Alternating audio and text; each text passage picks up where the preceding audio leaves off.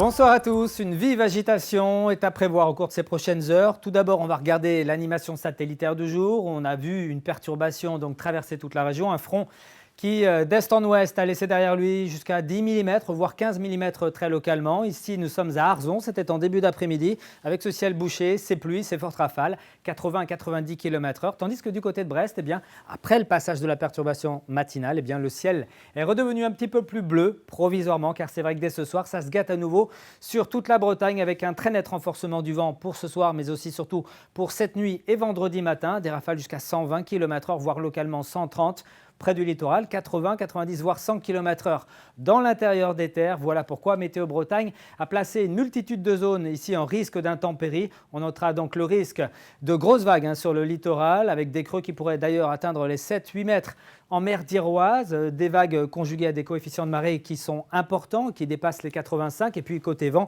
attention aux rafales sous ces averses, puisqu'elles pourront même atteindre, je vous le disais, les 90 voire 100 km/h dans les terres. La carte technique donc est sans appel. On voit bien que ce sont les dépressions qui l'emportent largement, que les lignes isobars sont très resserrées, signe d'un temps très agité. Ça s'améliorera à peine pour la journée de samedi, car c'est vrai qu'il y aura eu encore un autre coup de vent entre vendredi soir et samedi. On aura le temps d'y revenir. Donc au petit matin, rafale très importante sur tout le littoral.